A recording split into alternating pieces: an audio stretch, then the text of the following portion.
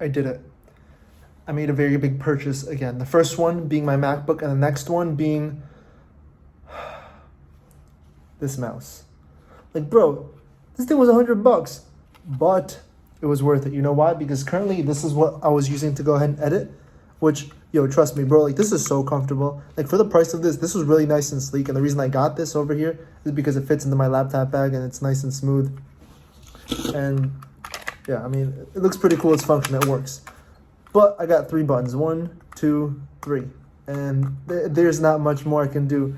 So after looking and deciding like how can I go ahead and improve my editing, instead of having to use like my right hand to have to press on the keyboard certain keys, the mouse can do it instead, which is why I end up getting this Logitech 502 Lightspeed. And this thing, I thought it was going to be really heavy, but it turns out it was pretty light. I mean, obviously heavier than this one because it's, you know, like twice the size.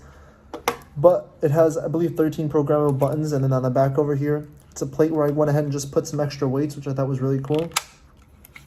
And same thing for over here. There you go. I put the weights in there. So basically, this just makes it a lot easier to edit, and so I went ahead and already programmed some of the keys, which I kind of forgot now. But, oh yeah, right over here, this was the coolest one. So this rocks back and forth. And so every time I want to go ahead and skim through my timeline, and instead of having to press like the right or left arrow keys with my right hand or move my left hand over, I would usually just take my right hand mouse out and do it.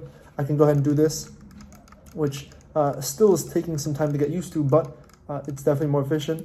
And as far as copying and pasting things, instead of me using my left hand, Command C, Command V, all I gotta do is press this button, Command C, Command V, easy. Now as far as these over here goes, I forgot what I set them to actually. I know this is play and pause. And these over here, yeah, I don't really remember what those do actually. I forgot. But yeah, besides the mouse, I also went ahead and just changed the layout of my keyboard for editing, because before I would have to use my right hand, and instead I'm just using my left hand for the keyboard. So I changed some of my, shortcuts. I changed some of my shortcuts for it to be on the left hand side, so it's a lot easier. And I'm still slowly getting used to it, but I can see how much more of an efficient workflow this is going to go ahead and be to hopefully go ahead and increase my output. And I mean, that's not the only thing that's going to increase it. It's also being able to do it more efficiently and think ahead just enough. Not think too much ahead, but also think ahead in certain things. Like, for example, when it comes to filming, I want to go ahead and make sure, you know, I have a decent setup, I have a decent microphone, which those kind of check the boxes.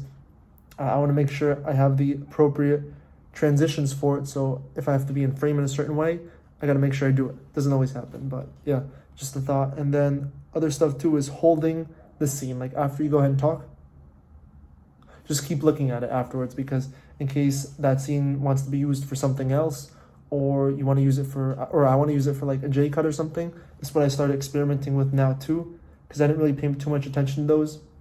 And I could tell how it can make for an overall better video.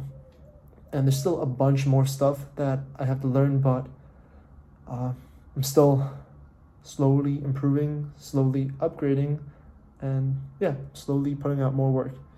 Yeah, because the goal here was to go ahead and put out a lot more content, and that is going to happen.